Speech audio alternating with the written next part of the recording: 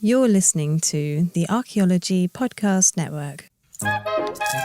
You're listening to Tea Break Time Travel, where every month we look at a different archaeological object and take you on a journey into their past. Hello and welcome to episode 11 of Tea Break Time Travel. I'm your host Matilda Ziebrecht, and today I am savouring a chai latte. It's a bit later in the day in this recording and I needed something warm and snuggly, so went for a chai latte. And joining me on my break today is Dr James Dilley from Ancient Craft. And are you also on tea? As we are recording in the evening, I wouldn't judge you if you were on something else. Well, I've sort of finished my outside work day, so after a tough day of breaking rock and pouring bronze, I've gone for a truly Neolithic beverage in the form of a beer. Perfect, even better. I assume not a warm beer though. No. It is, but it's not chilled. It's room temperature, as all ales should be.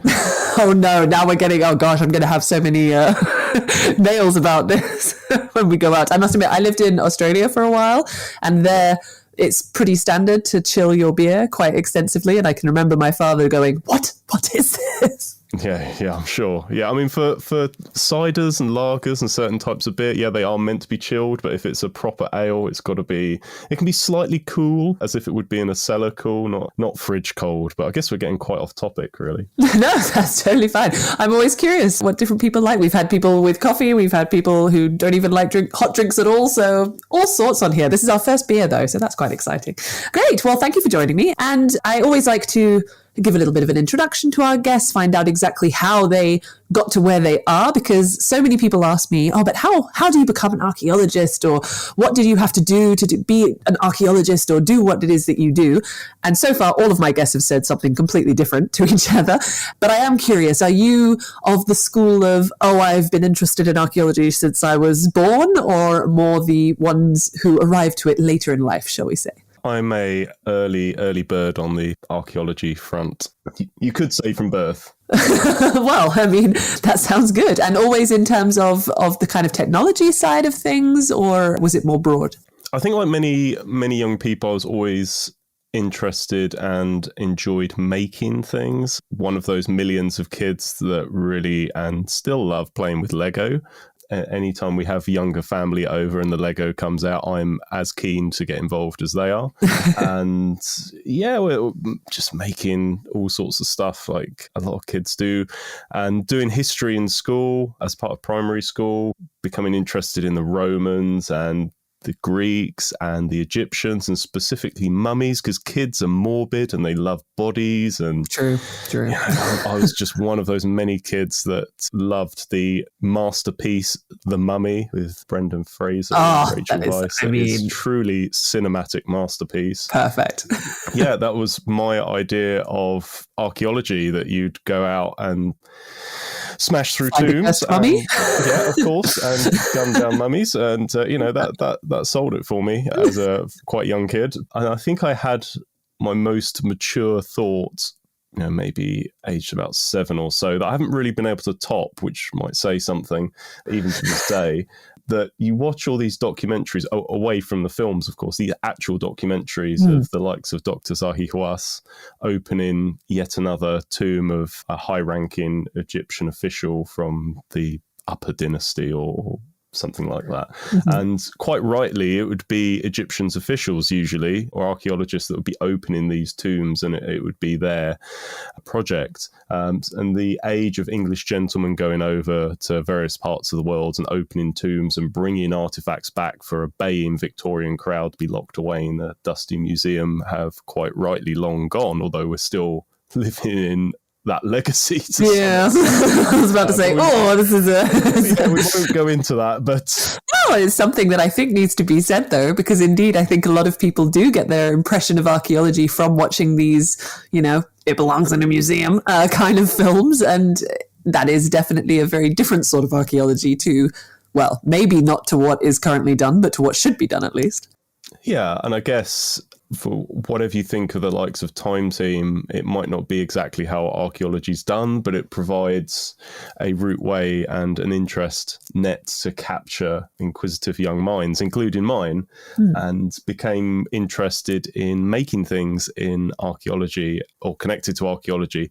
And I seem to remember watching someone on TV doing flint knapping as part of a documentary, and in the usual TV magic just made it look so easy. It just in a few moments turning over and hitting a piece of flint, there was this beautiful hand axe that came out the other side. And I was part of the Young Archaeologist Club that we still have in the UK. And back then they used to do holidays around the UK to different places, and each of those different places had different themes. So kids could go up and live on one of the forts at Hadrian's Wall and live like a Roman soldier. They could be part of an excavation at a medieval cemetery, or the one that I really loved was the prehistory week that was down in Cornwall on Bodmin Moor, a place called Trueworth Farm. And you did a lot of experimental archaeology. You visited some of the amazing prehistoric monuments on Dart Moor or Bodmin Moor. And I kept going year after year because it was just absolutely great having to go at flint knapping or metalworking or bone working and seeing these amazing things. And the leaders of that holiday were just so inspirational and so amazing that it was that I guess I wanted to do, not just the flint knapping, but I guess showing how some of these crafts fit into archaeology and how they can be used as a tool, quite literally, to engage people.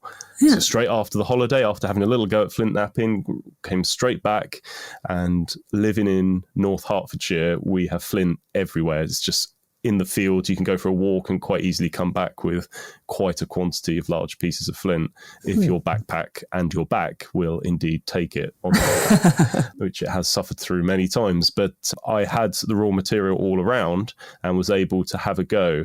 And I guess in what you'd expect for that sort of film drama sense, I picked up my first piece of flint and hit it a few times, and it fell apart into a beautiful hand axe with just a matter of moments. And that would be the case if I lived in a film or a game, but in fact, the flint, being flint, just did not flake. It just sort of crushed and chunked and fell to bits because I just wasn't working it in the right way. But for some reason, I just carried on having a go, not consistently, not for sort of hours on end, but we'd just have another go occasionally, sort of age 9 or 10, you get interested in other stuff, and just kept coming back to it. And this carried on through school, and about age, I think it must have been about 16, my dad helped me make a website to showcase my growing early juvenile level skills into the likes of flint knapping, which I can remember the evening that we decided the name that was Ancient Craft. And so the website was born, and I think it was 2009. That's amazing. I didn't realise it was such an early thing that, it was from such an early age. And it just grew from there. And a website that was sort of displaying a hobby with a few pictures, which looking back on some of them are more embarrassing than others, and occasionally end up on social media, not from me, because some charitable person thinks it'd be a good idea to post something to embarrass me. But there we go. Yeah, it's changed a great deal, and I've changed. And I went to university certainly with the flint knapping, these really quite growing skills, and had already been asked to demonstrate and make replicas for a whole number of museums. And remember distinctly going for my interview at Southampton. From what I understand from other students, you had a object from archaeology, and part of the interview was to look and talk about this object as an archaeologist might. And some potential students got bits of pot, bits of bone, bits of wood, because Southampton has a real maritime component to it. Very fortunately, I had a hand axe. And the person who was interviewing me, who was actually on my PhD Viva board, so was there at both ends, was not expecting me to talk about how it was made, how long it would take to make, the tools that would use, what the raw materials like, how the tool might fit into the daily life of these people, and was just like, well, I was not expecting that, but you want to come here? That's fine. They were probably thinking, fantastic, we have our, lecturer for the ancient materials course now. It was, but amazing. Yeah, so it's always been, apart from the very early years when I was encouraged into a practical world, but both by my parents and my grandfather, who was a cabinet maker and made missile boxes after the war. I don't have any archaeologists in the family or anyone connected to heritage, but there's always been that practical influence, I guess. Yeah. Oh, amazing. I did not realize that you were sort of flint knapping from such an early age. And that's really interesting. Well, I might ask you more about that later when we talk more about your sort of experiences with these technologies. For now, the second question that I generally ask the guests is, if you could travel back in time, where would you go and why? And I must say, our last episode was with Emma Jones, who is, of course, your partner at Ancient Craft. And she very gleefully told me that she was happy to go before you because she thinks she may have stolen your answer. Yes, yeah, she did. She ran upstairs to say, "Oh, I'm going to nick your answer." So I've sort of had to think about an answer throughout the day, and it's an interesting one because how do you find a time that you could go back and either just sit there and look at how people are moving around and doing something just for your personal interest, because it's such a huge, wide time period.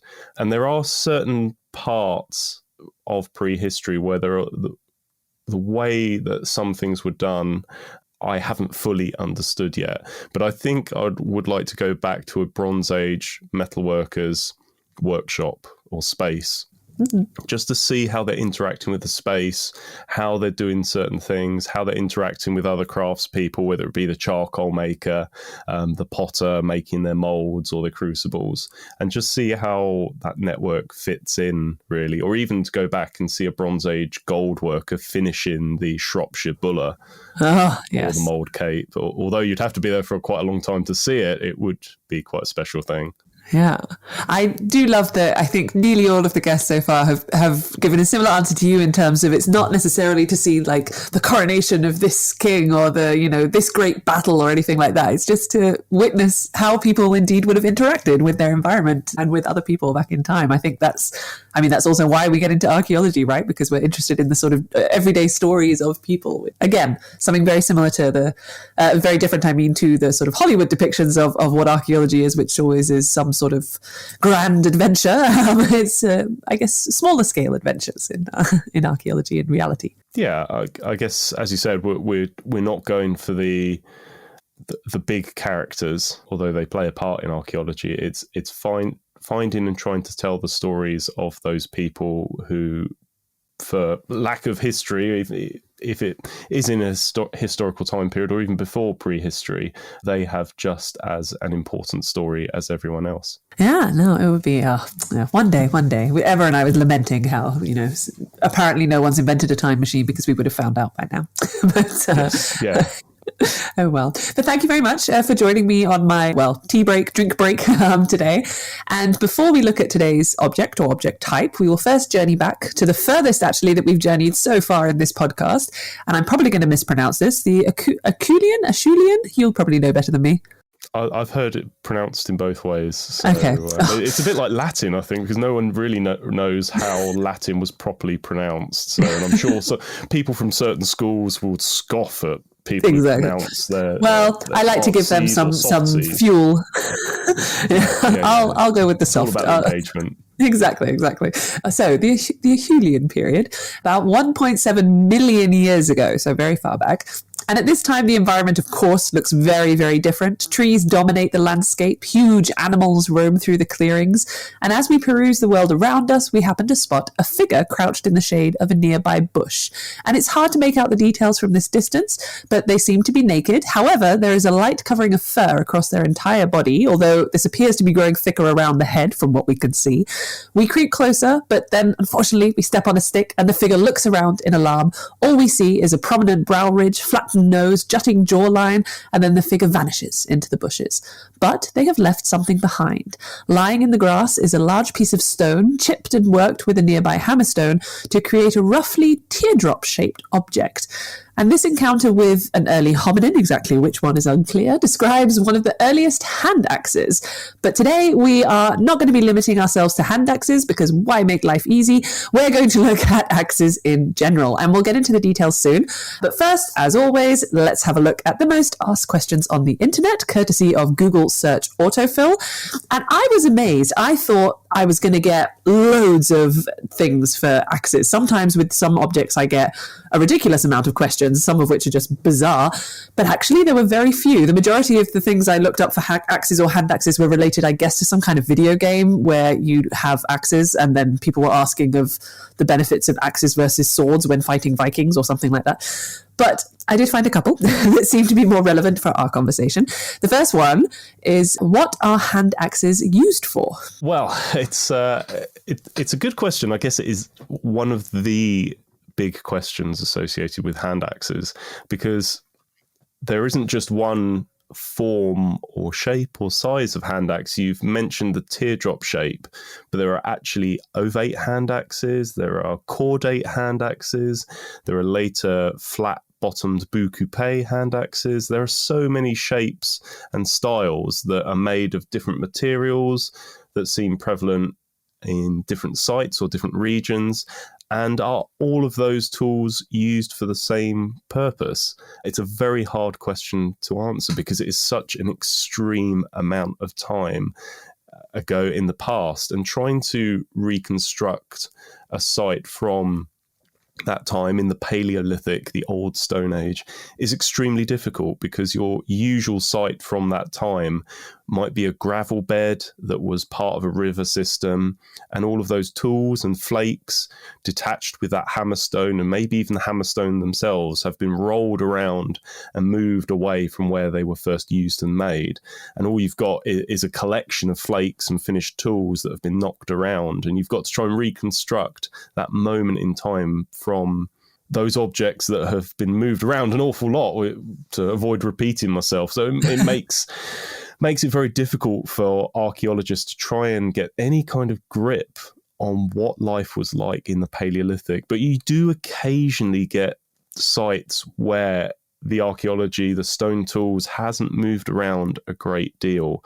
And although it's not 1.7 million years ago, it's still part of the Acheulean from southern Britain at a place called Boxgrove. And it's a site that's often looked at and referenced, but that's because the archaeology from around 500,000 years ago was in good condition. It hadn't moved around a lot. And it seems to be, I guess, to paint the picture, a site that was in a tidal zone that was right up against remnant chalk cliffs from where it used to be a raised platform at the sea, but now is almost a salt marsh, flat, quite sandy sort of environment. Imagine little rivulets of water crisscrossing it with banks of grass that were resistant to salty water or saline conditions. And in that space, these early hominins were clearly coming back to, possibly for access to water if there were freshwater streams, but certainly to come into contact with animals. Whether they were hunting animals is hard to say, or they probably were, but we have one site where a group of these humans came into contact with a horse, and it was butchered very intensely to the extent that they were smashing the bones apart to actually get at the marrow. And for anyone that's squeamish, I apologise, and I won't go into further to be honest, if they're squeamish, they shouldn't be listening to this podcast, because we've definitely gone into these details. That's very true. Yeah, quite. But around that space, around the remains of this horse that have been taken apart, people were making the tools necessary to go through that dismemberment process, and that is where the hand axe comes in. And in this case, at Boxgrove, they were ovate hand axes. They were generally not much larger than your palm, or even to the extent of your fingers sometimes. Okay. So a good range, but quite an ergonomic shape, a bit like a cutting disc to best describe it.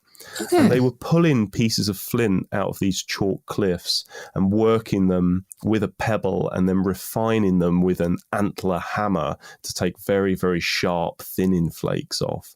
And these scatters of flint, as well as the hand axes and the bones, were found in place and were so well preserved in place that in one position on the site layer 4C, there is actually the triangle of flakes, the waste flakes or debitage that was detached from someone sitting, sharpening a hand axe, taking off those flakes.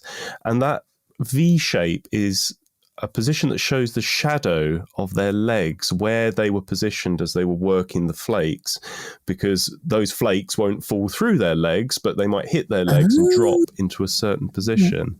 And actually, you can see where the larger flakes have gone over towards the right.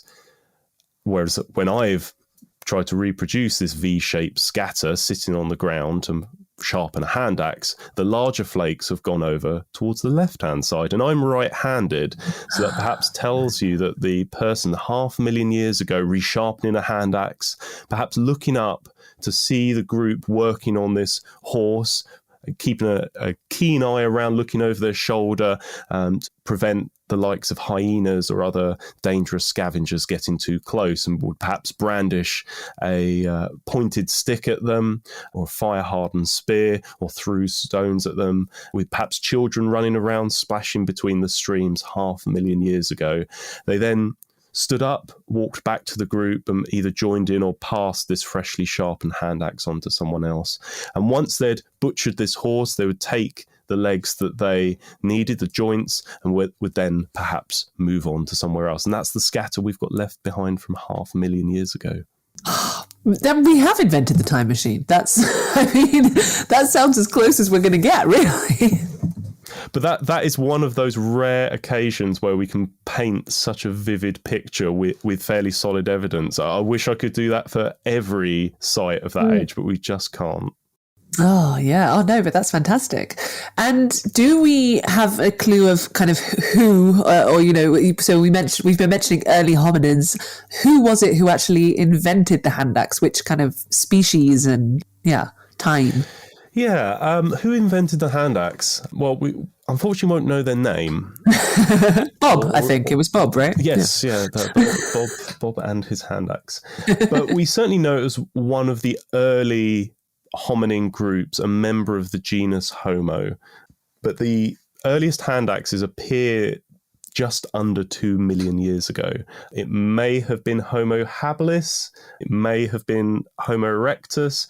The problem is, and a bit like Boxgrove, many of the other extremely early sites, is that although you might be lucky enough to find those stone tools, and perhaps even luckier to find those stone tools in a close proximity to where they were made and used, to find human remains is extremely rare. And certainly in those positions where people have gone through a butchery process. At Boxgrove, a tibia and 2 teeth were found, but still not enough to clearly identify which hominin it was. It could have been Homo heidelbergensis, it could have been Homo antecessor, it could have even been another hominin, but we just don't know. Without that skull in good condition, even fragmentary, but with most of the bits to show those distinctive features, we just can't tell. Such a shame.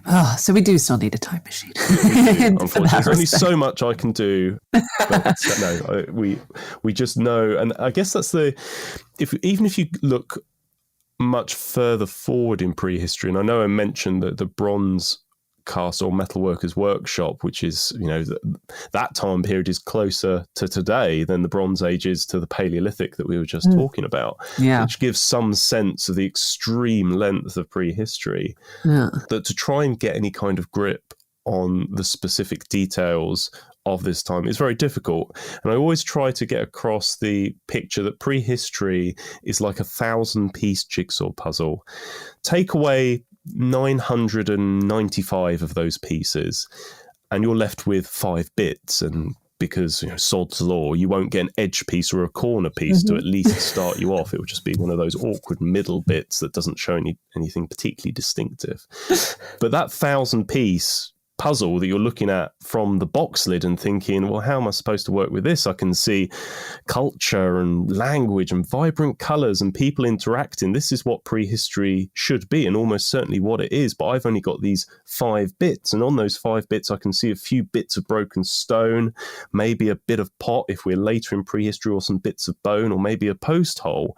You've got to work quite strategically with those handful of pieces, and it's only through things like experimental archaeology or other techniques in archaeology that we might get back 1 or 2 of those pieces, but that's still a tiny fraction that won't go anywhere near close to giving you any kind of idea of what that complete picture might have been.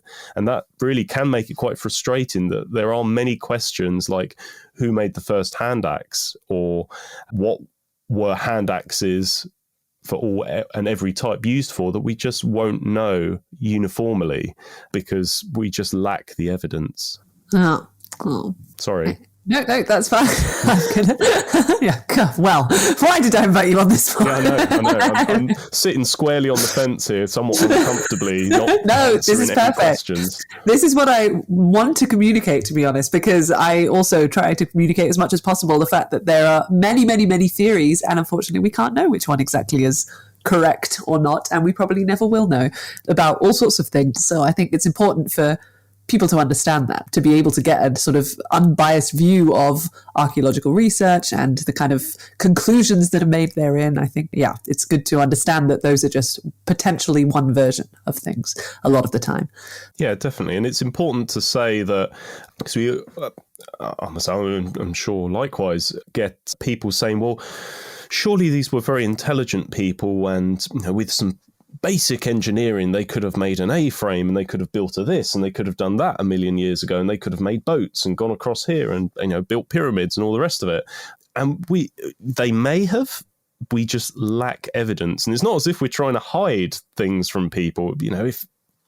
If they did that, then great, but we need the evidence to say they did. Otherwise, they could have had flying cars, or could have had all sorts. But if you don't have the evidence to prove that, you just can't really say anything definitively. Yeah. And the problem is, even with those occasional sites, let's say Boxgrove or another late site, or Must Farm, for example, from the late Bronze Age, that's just one window into a society that stretched over many thousands of miles. And just because they might have done something in a certain style at this site, it doesn't mean they did it elsewhere.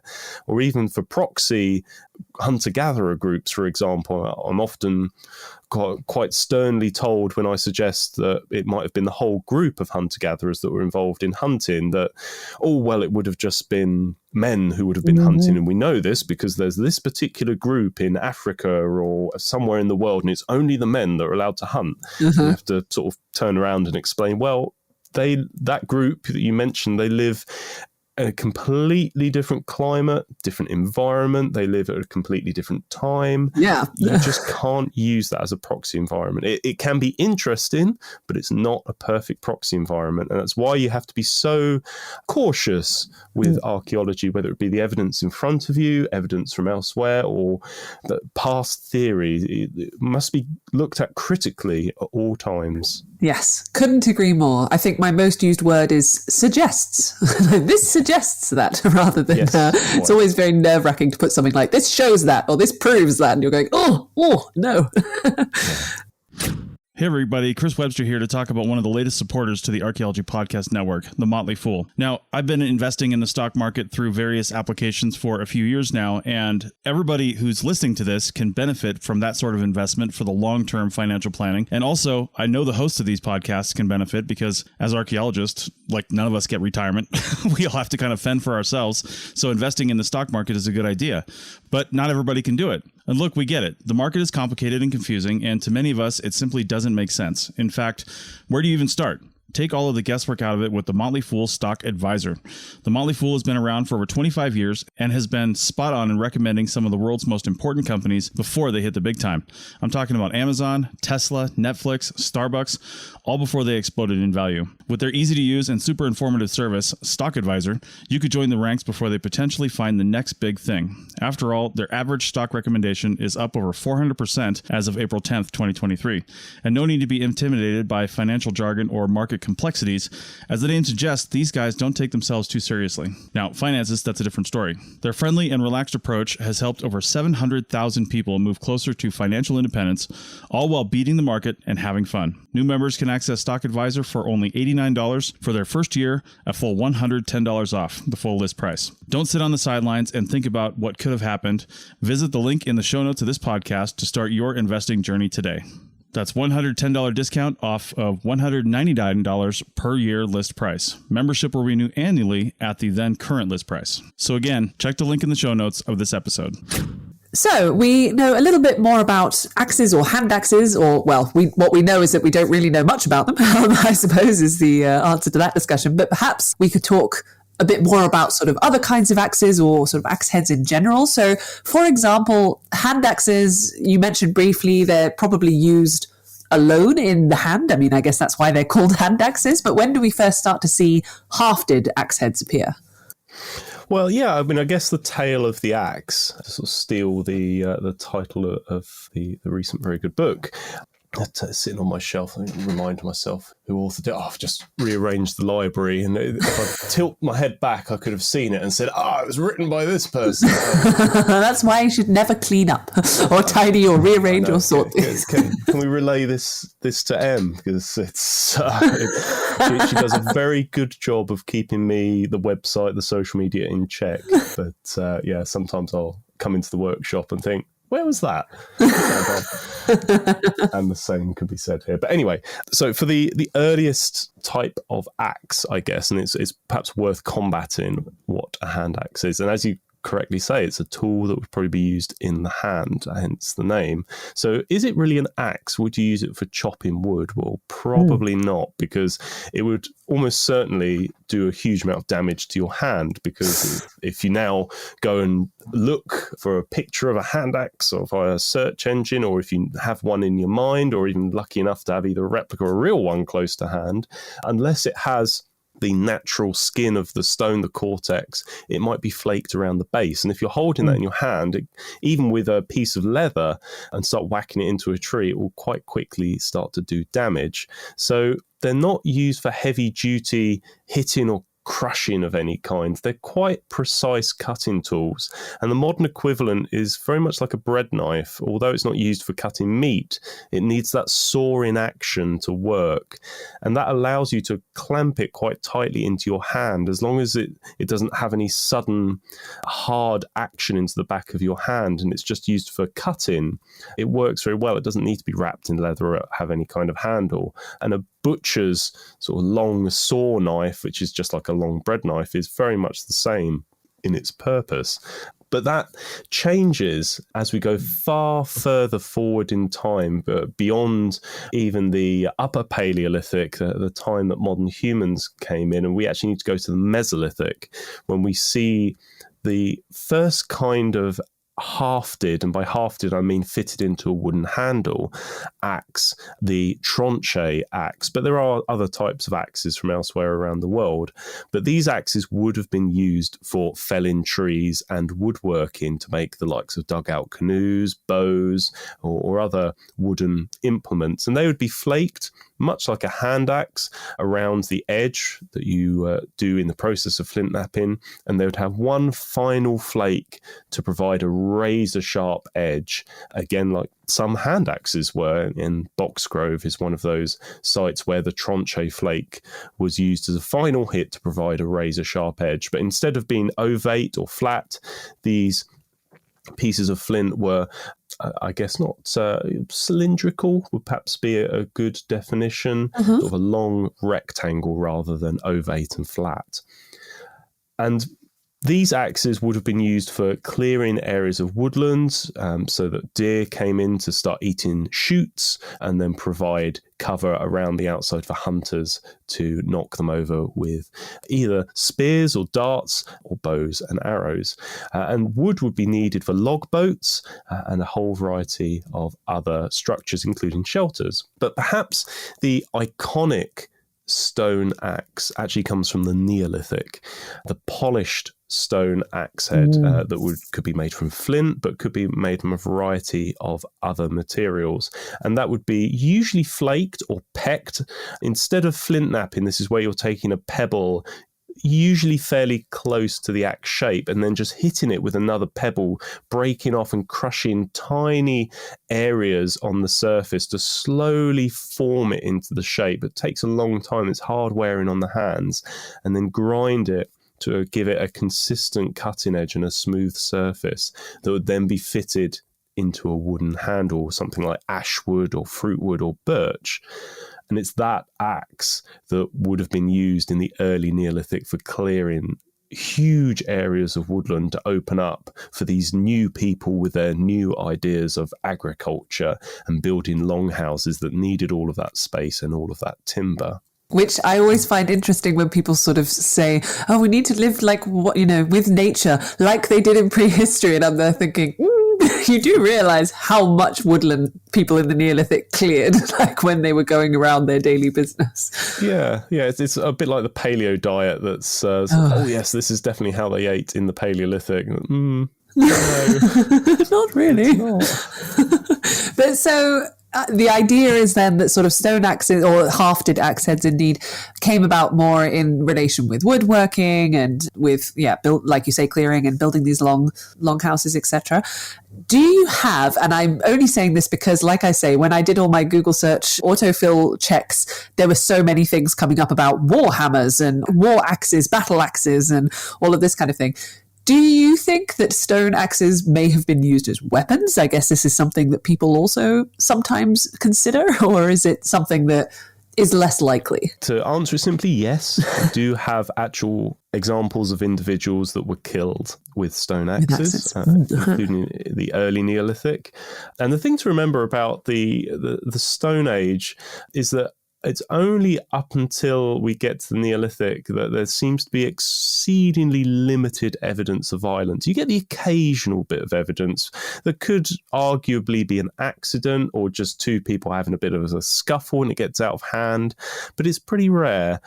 By the time you get to the Neolithic with these new people with their new ideas and their need for flint axes or stone axes to clear areas of woodland, the chance of being killed violently goes up to about 33%, regardless of your age or sex. And long barrows or burial tombs from the early Neolithic are often filled with the bones of people that have been on the end of blunt force trauma or even been hit by stone-tipped arrows. Our chance of being killed violently today around the world, including countries that are unfortunately in an unstable situation with those that are fortunate to be in a far more stable situation, is only 3%. So from 3% today to 33% in the early Neolithic in Britain, that is quite dramatic. Yeah. The early Neolithic was an extremely brutal time to live. Why people were being killed, whether it was fights, skirmishes, ritualized killings, we just don't know. But it clearly was quite a violent time, and people were on the ends of probably clubs, axes, arrows, you name it. Tools that could be used for woodworking, hunting, could equally be used for injuring and even killing people. Huh. And I guess indeed I can remember, I think I actually chatted about this briefly with Emma, in the Neolithic especially, from what I remember from my days of undergraduate archaeology and looking at death and burial in the past and everything, that's almost when you see the weirdest kind of burials as well, like you say. So people who have been dismembered or had some sort of violent blunt force trauma, but then were buried on swan wings or something like that. There seems to be a very wide and weird variety of burial rites as well. Yeah, and I guess it's going back to trying to work out how and why people did certain things in the past. And for the example mentioned, the Vadbeck swan burial is an amazing, unusual example of clearly a mother and child that were buried with a great deal of care, that shows that people clearly had very close relationships and loved family members or friends to a great degree. And you even see that back far further in time to our Neanderthal cousins from the often referenced Shanidar cave with the old man of Shanidar with the serious injuries that would have made it very difficult for him to hunt or obtain his own food, so it was clearly looked after. But at the same time, you equally see huge amounts of violence. So how cheap life was, I guess, to not make it sound a bit too crass, it's hard to gauge exactly, but the severe increase of violence is a little troubling in the Neolithic, and that doesn't really drop off too much, unfortunately. I guess that is a sad component of the coming modern world. Indeed. It all started when we started clearing the trees. We should have just left the trees where they were. The gods were unhappy, apparently. Yeah. That's definitely the solution, right? That's the back to the paleo diet, living in the trees, exactly. No land grabbing. Exactly. It's perfect. That seems to have been the catalyst. Is when people started land grabbing and protecting resources. Industry started, with the production of tools. Anyway, if we sort of progress a little further in time, so we've talked about the different kinds of stone axes that you can have. There was the flint axes, the polished axes, etc. And then obviously at some point the good old Bronze Age appears, suddenly like that. That's definitely how it happened. And we obviously start to then see bronze axes, but I can imagine they are quite different, at least the ones that I have seen in style. Or do you see, for example, at the start of the Bronze Age, people almost replicating these stone axe head shapes first before they then progress to the kind of what we would typically see as a bronze axe head? You do to some extent, and I guess it's interesting to see that gentle transition, because I'm often asked, well, how do they come up with, you don't just get lumps of metal or bronze lying around. And that's true, you don't get lumps of bronze lying around because it is an alloy. It requires two materials to come together. But the Bronze Age didn't start with bronze. It actually started with copper and gold. And although gold wasn't often made into tools, copper certainly was. And sometimes the Copper Age is just bolted onto the start of the Bronze Age, whereas elsewhere around the world, the Copper Age or the Chalcolithic actually has its own defined time period. And if you've ever worked with copper wire or copper piping, you'll know that copper is reasonably soft, but it's quite hard to break without serious manipulation. And even then, it will usually be quite a thin piece of copper like wire or the walls of a copper pipe. If you start to try and break a piece of copper that's any thicker than about 5 mil, it actually becomes very difficult. It's a very flexible material. So to make something like an axe head out of copper, it might not have the same hardness as stone, but it's certainly nowhere near as brittle as stone, because stone axes, even polished axes, can break with a misplaced strike. Copper axes won't. So that means that you can make a much thinner cutting edge, so it will actually bite into wood far deeper. And for those earliest copper tools and copper axes, they probably were made from a naturally occurring copper metal that's known as native copper, in the same way that gold can occur naturally as gold metal, native gold. And it would be that kind of gold that gold panners would come across, then often be taken out by bandits and raiders with their little sacks of gold nuggets from the nearby stream. But with that naturally occurring native copper, for societies and groups that would have been very used to manipulating a material through percussion from that stone tool heritage, hitting this unusual, slightly shiny material in native copper wouldn't have been particularly unusual to them. And actually, as soon as they started to hit it, they would have realized that as you deform a metal today, it starts to warm up and get hot. Not ridiculously so, but even to the extent it becomes uncomfortable to hold. And again, these would have been people who would have been familiar with changing the material properties through heat, whether it be clay to ceramic or even heat treating flint to make it easier to work. So both through hitting native copper into a rough shape or even heating it in a fire to make it easier to hit, and with a bit more heat and a bit more heat and a bit more heat, it becomes even easier to forge and work. And with a little bit more heat and even a bit more, instead of it being a hot solid thing, it actually melts. And at that point, rather than forging it, you're melting it. and you can melt it into a fairly basic open mold, like an ice cube tray for a flat axe head. And at that point, you're starting to change from direct manipulation to a slightly more complex process that you're taking something and really changing the material properties of it to a cast object, and that allows you to make more complex shapes. But even with those native or eventually cast copper objects, you have the copper metal, importantly, and whether it be your copper pipes in your home or your copper axe head over 4,000 years ago with use, or perhaps someone left a tool outside or in a wet place, they would have noticed that the surface would have started to go a bit green as that copper starts to take on oxygen from the atmosphere and effectively oxidize and try and turn back into an ore. And people would have noticed that that funny workable copper metal that's going a bit green it's interesting because there are rocks from that place where we got native copper that are also green and unusually heavy. And I wonder if we try and hit them or try and heat them up to the same temperature that the copper melted, I wonder if we could get some copper metal out of that funny green rock. And at that point, you've changed from forging that native copper to smelting it. And that is the huge technological leap that we still rely on today. So rather than a lucky piece of copper metal being in a pottery furnace or some other unlikely process of people discovering metal, it's a far more gradual process of discovering metalworking and smelting built upon previous tool production heritage. And once you've got copper, which is soft but useful, at some point with that metalworking and prospecting experience and heritage, either accidentally came across tin as they were trying to go for a copper ore and perhaps tried to smelt something like paratacamite, which has copper and tin in it naturally, or they just came across a piece of tin ore for cassiterite, which can be extremely heavy.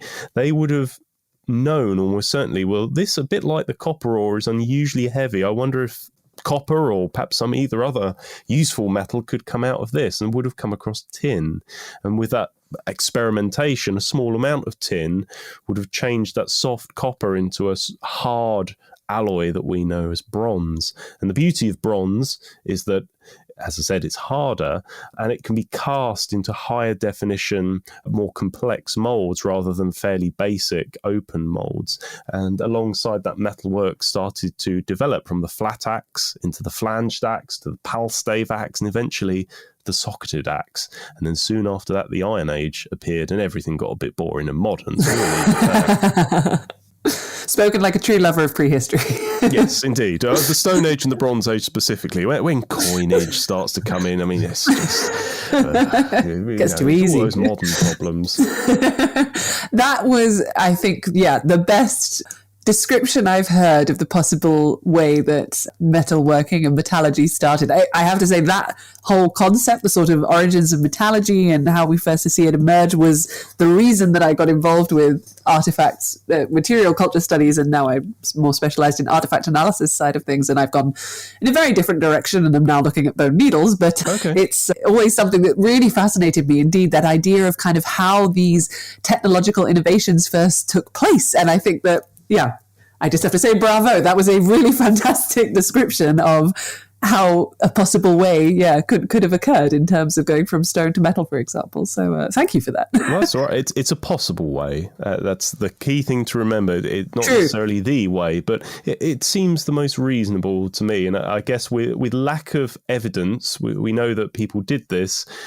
Clearly, a process was out there and trying to work out either the simplest, and if they did it in a more complex way, well, bravo to them until we have the evidence, or the most logical way is really what we work off until that changes. Yeah, indeed. As we were saying earlier as well, there's, many, many theories and no one knows which one's the correct one. But personally, I think that description was fantastic. So thank you very much.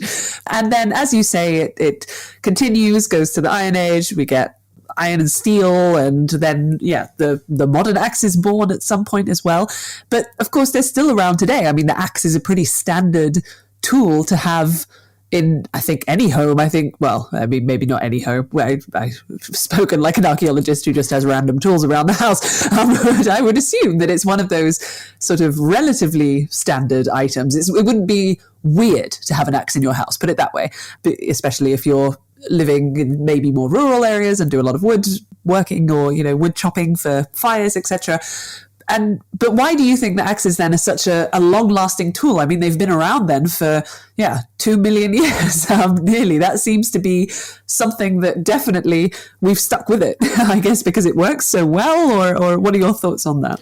Yeah, I guess it's whether you want to make a distinction between the hand axe and the woodworking tool, because they are separate things.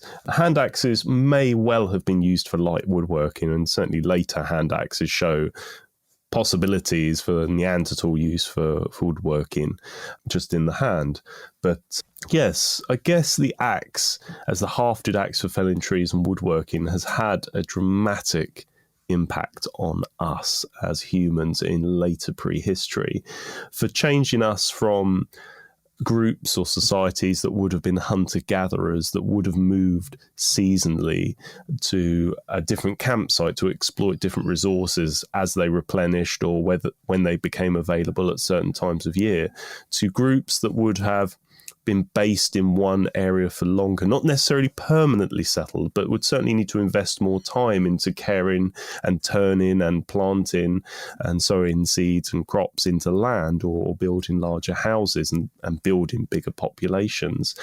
I guess the question is, was the axe a catalyst for this, or was it a tool, a component that allowed the process to happen in the first place? And I guess it's something that could be argued over to the nth degree, but it certainly is a major part of Neolithic society, whether you look at the shape of long barrows from a bird's eye view that look like an axe head laying on the ground, or some of the huge standing stones that look a bit like an axe head that's had its blade planted into the ground, so the axe head is standing tall. Or even as we go into the Bronze Age and we actually see the artwork of axes pecked into the sides of tombs, or even at places like Stonehenge, or for axes elsewhere in artwork from places like Scandinavia, or very stylized axes or oversized axes, right up until the modern day, where axes are still used for woodworking. They're often the carpenter's or green woodworker's tool, but you look at flags or symbols, or even, I guess, symbols of governance, that the axe plays a role in society far beyond a simple woodworking tool, even today, with very strong Neolithic roots to have a blade fixed into a handle. And although it might not be fixed in the same way with the wood around the blade or with a stone blade, that idea certainly started in excess of 8,000 years ago in the Mesolithic, and really flourished in the Neolithic with the arrival of farming. Well, if that doesn't highlight the importance of technology to human development, I don't know what does. I'm just selling axes here. How wonderful. I was about to say, so how much?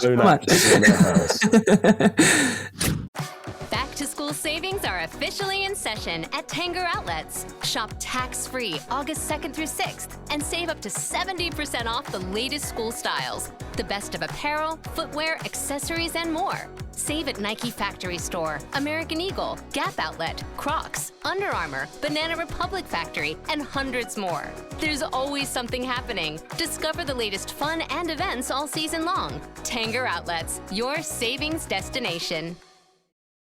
Okay, so we did already introduce how you started into archaeology, how ancient craft came about in the first section of this episode, but maybe we can go into a little more detail about your own experiences indeed with technology, and how the axe, which as we know now is one of the most important objects in human history, is so important in your life potentially as well.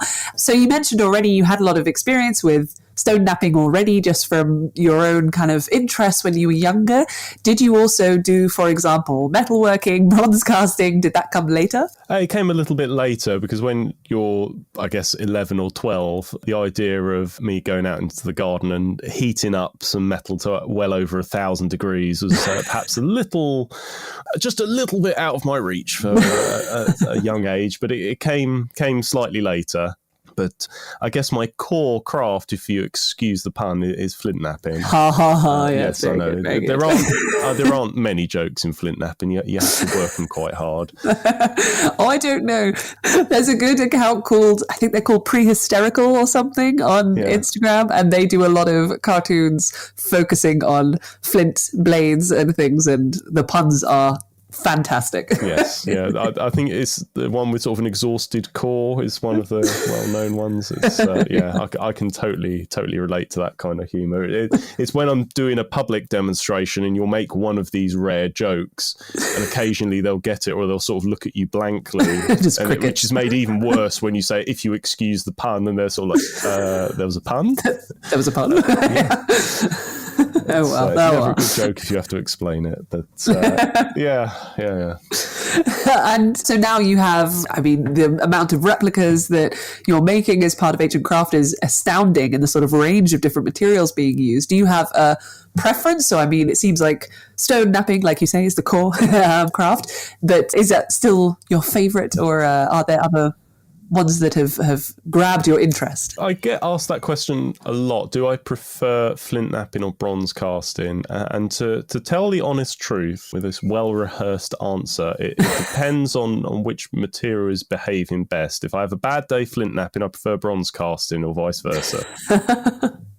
I've heard, isn't there a well-known phrase, a good workman never blames the tools? Or No, I wouldn't blame the tools, but I can blame the material. That actually was one of the things that made me feel slightly better about myself whenever I try to do flint knapping. I'm terrible at it because I'm very impatient, and I just, I don't like technologies that require me to plan things that much in advance and understand that much when things go wrong. But one of my attempted teachers, I've tried many different times, did say to me, sometimes you just have a bad bit of flint, and you should just put it aside, get another one, and start again. Yeah, and that's very true. And I guess talking about experiences, I've taught an awful lot of flint knapping workshops, as I'm sure you can guess, with probably hundreds of people.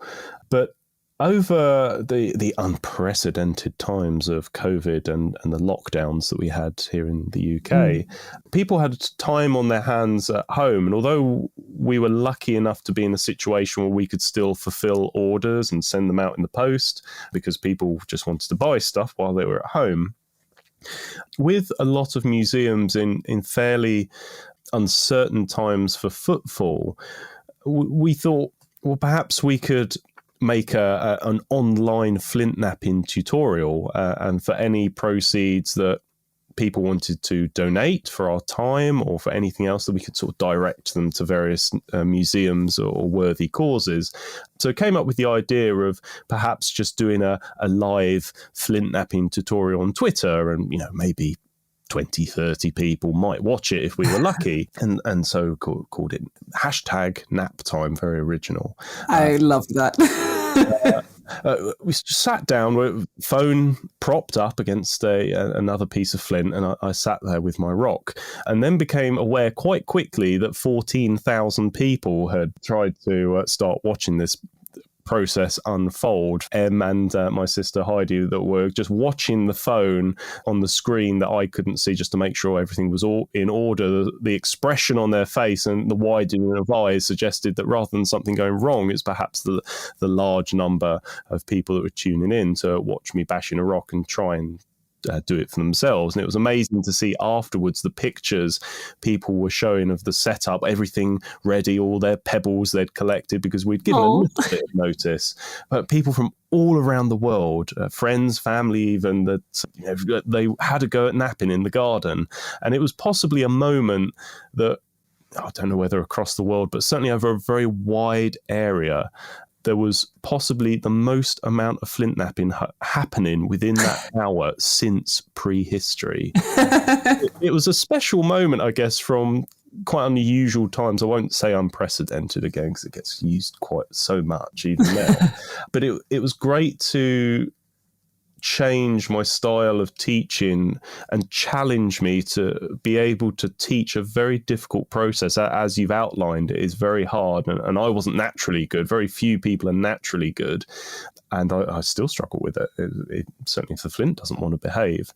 But these days, and since then, I've realized that the key to teaching something like flint knapping is to set realistic goals from the off, and to really set the expectation with people that might have a grand ideas of coming along to just a day or even a few hours flint knapping, and hoping to go away at the end with a beautiful hand axe or a dagger or a spearhead, and to really set those expectations where they should be, and absolutely sort of crush their dreams easily in front of them. As we should. I mean, that's what education is, right? For people that have been on my workshops, they will have got used to my somewhat dry sense of humour quite quickly. So can verge on the cruel sometimes, but it's all in good spirits. But the key is to, rather than have people worry about, well, what tool am I making? What should it look like? Is this the right shape? To take away all of that stress and actually just worry about the process. And that's how I start. It would be, well, here's a piece of flint. All I want you to worry about is taking off flakes. I'll show you the process for me doing it. I'll draw it out for you, and I'll show me doing it. I will direct you in your hands do it, and now you're going to do it. And the first few flakes might be a bit hit and miss, quite literally, but after just a few minutes, people start to get the hang of just taking flakes off, because that's all they're worrying about. They're not worrying about, oh, is this a tool? Is this a this? Is it a that? They're just taking flakes off. And if I had my way, people would do that all day. Just taking flakes off, because that's all flint knapping is, just taking flakes off.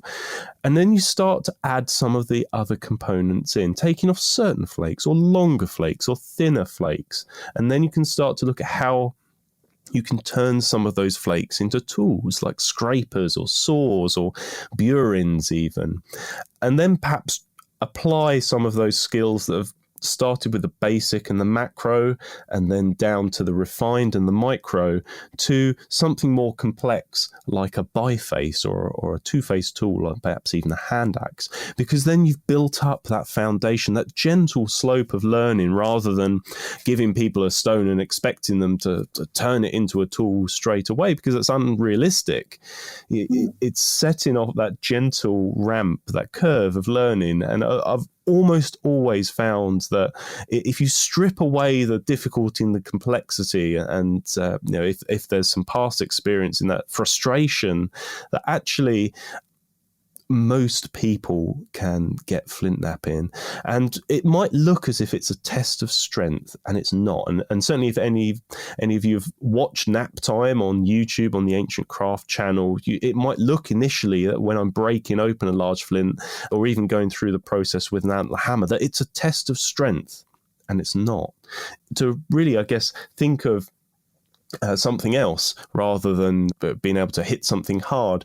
If you can knock a 6-inch nail into a piece of wood, and you can do it within a few hits without hitting the piece of wood either side, you can do flint knapping, because it's not the ability to hit the nail into a piece of wood with one hit like Karate Kid. It's the ability to hit the head accurately, consistently over many occasions. That flint knapping is a test of accuracy and understanding the process rather than strength and brute force.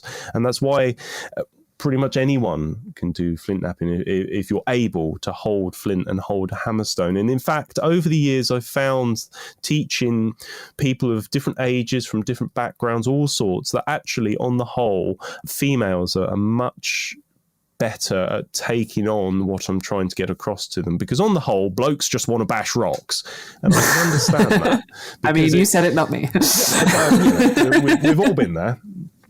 When you just want to hit something, and if it won't work, I'll just hit it harder. And there are similarities that you see elsewhere. Well, if you don't understand me speaking English slowly and loudly, I'll just speak it louder at you. Yep. And there are similar from elsewhere. But on the whole, if you're able to accept that it is a difficult process and you set yourself reasonable goals and steps, that if I can take these flakes off, and there may be problems along the way, but I will get there, and have that determination to be able to get over those problems and give it the right amount of time for your brain to able to understand the process. Because there will be difficult parts of flint knapping, whether it be how to thin down something, how to take off flakes in a certain way, or set up blade cores. That light bulb moment will rarely happen as you're doing it.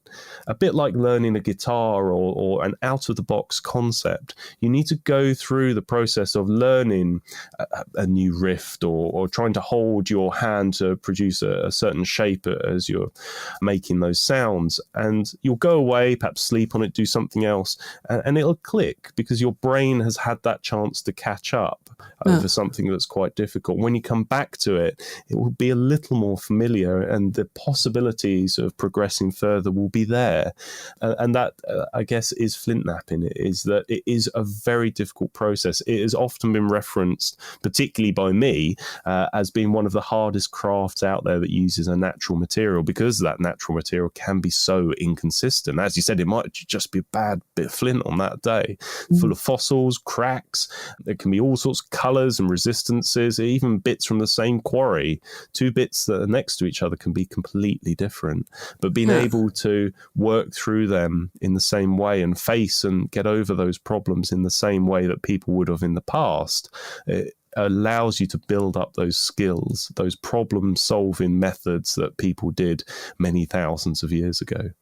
And indeed, I think your point of that you have to learn kind of almost the mechanics of it, as in the muscle memory first, if that makes sense. So sort of get an idea of just what you actually have to do as a basic thing is applicable in everything, really. I mean, not even definitely in other kinds of art, but even it just made me think of, so I'm a swimmer and my main stroke always used to be butterfly. I haven't done that properly competitively for many, many, many years, but I went swimming the other day and I didn't let the butterfly, and it was that I still remember that moment when I was younger, indeed, when you just get the technique, like you suddenly find your rhythm and it's like, oh, this is how you do it. And this is how it makes it possible to swim however many lengths of butterfly. But indeed, if you get in the pool and assume that, right, okay, I want to be able to swim 200 meters butterfly right now, you can't do that. You first have to learn the general technique of it. And I mean, that sounds very similar indeed to what you're saying with the flint knapping, in terms of you just have to get the feel of it first, almost, and the understanding of that side of things, which, I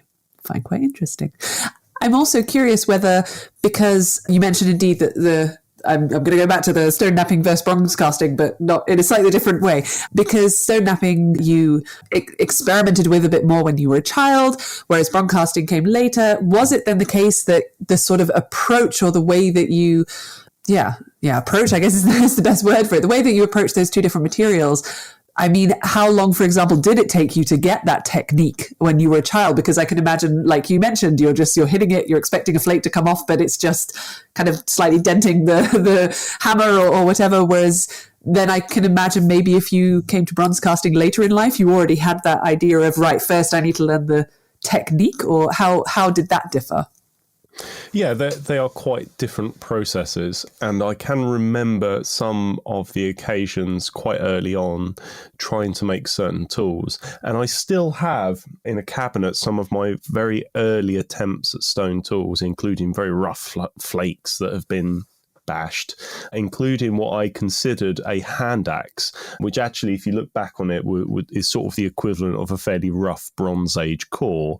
But I was delighted with it at the time, and that came 3 or 4 years into the process of self-teaching to give you some idea of the amount of time that it takes, and that fairly crude, I guess generously labeling it as a hand axe, is a good reminder of the amount of time that it took to get to that stage and the determination involved. Whereas bronze casting, apart from perhaps the confidence to be able to pick a crucible that's glowing bright orange, full of 1,000 degree or over 1,000 degree liquid metal, the confidence of being able to pull it out and turn it in your wrists and pour the liquid metal accurately into the mold opening, into the sprue gate.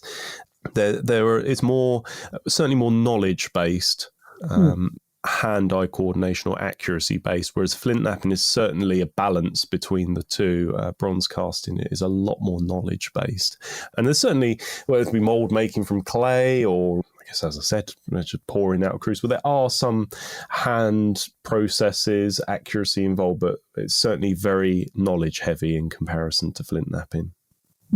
Yeah. Okay. Yeah. No, that's very interesting.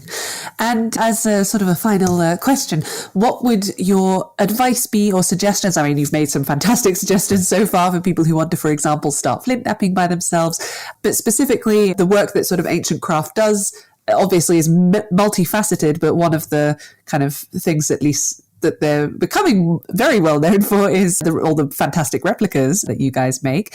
And for people who might be interested in something like that, so in, for example, trying to replicate, be it a prehistoric technology, a prehistoric object, what would your advice be to those people? Well, I mean, to start off, that was quite a good pun with the multifaceted, talking about flint knapping. Hey. Just to highlight that, because that was a good one.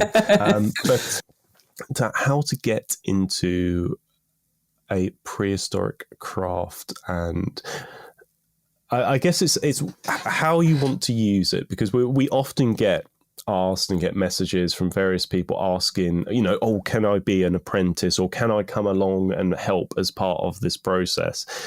And if we could say yes to all of them, we would have a whole school, and I'm sure we would eventually need Ofsted to come and keep everything in check, that we're teaching these people to be good flint knappers or competent bronze casters to fit into a modern world. But for how people today could pick up a craft, whatever it be, whether it be making pewter tokens for medieval traded goods, or for making a medieval silk garments, or even bronze axes. I guess the key thing in the world of archaeology, if you feel that, like me or Em, that you want to approach it from learning a craft that can be applied to research and outreach to teach people, whether it be in person or through media, as we are, or even TV, knowing your subject is very important, because what you're saying, however confidently you're getting it across, you are producing primary evidence or data through your experience, or even as a personal communications perscom. And having a good grip of your time period is important, because whether it be someone who's young or old, they will see you and hear you going through that process, and will listen and will take on what you say. And you will often get some right curveball questions, whether it be what were hand axes for, or who made the first hand axe? Was it? Being able to answer those questions either in an accurate way or even a deflective style comes down to both knowing the time period and practice.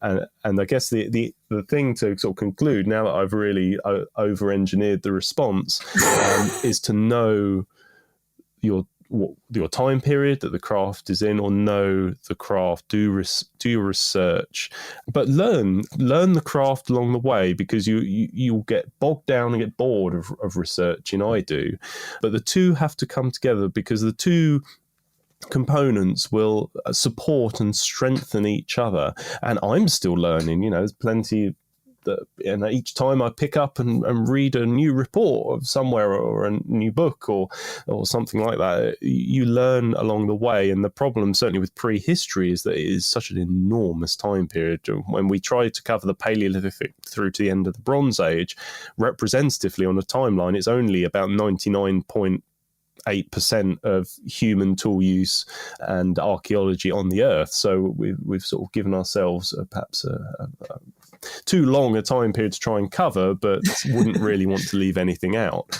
But will profess quite openly that there are parts of prehistory and crafts of prehistory that I'm certainly not even slightly proficient in, or even slightly experienced, because you can't do everything. So find the niche, whatever craft it is that interests you, or even time period, and get to know it comfortably. And if you can find that craft that interests you, whether it be flint knapping or spinning, and practice frequently and just be prepared to struggle occasionally, it is part of the journey. And being able to get over and through those problems will make it far easier later, because you will have reinforced the troubleshooting solutions, the roots around those problems, and it will be easier later. You'll be a far better teacher because you've gone through those steps. Which I think is just a lovely metaphor for life in general as well. So I think any suggestion for any facet of life, I would say, is fantastic. So that marks the end of our tea break today. Probably time to get back to work. I have a lot to catch up on. Many, many, many years of flint knapping experience to get under my belt before I can move past my frustrations. But thank you very, very much for joining me today, James, and taking us on a journey through so much of human history in such a lovely and succinct way. I very much appreciate you taking the time. Not a problem. Just keep napping, I guess. With a K, not with a K, indeed, yeah. And if anyone wants to find out more about James's work, the work of ancient craft, the different kind of axes or other technologies we discussed today, check the show notes on the podcast homepage. I'll try to put up some nice links. I hope that you all enjoyed our journey today, and see you next month for another episode of Tea Break Time Travel. I hope that you enjoyed our journey today. If you did, make sure to like, follow, subscribe wherever you get your podcasts, and I'll see you next month for another episode of Tea Break Time Travel. This episode was produced by Chris Webster from his RV traveling the United States, Tristan Boyle in Scotland, DigTech LLC, Cultural Media, and the Archaeology Podcast Network, and was edited by Rachel Roden. This has been a presentation of the Archaeology Podcast Network. Visit us on the web for show notes and other podcasts at www.archpodnet.com. Contact us at chris@archaeologypodcastnetwork.com.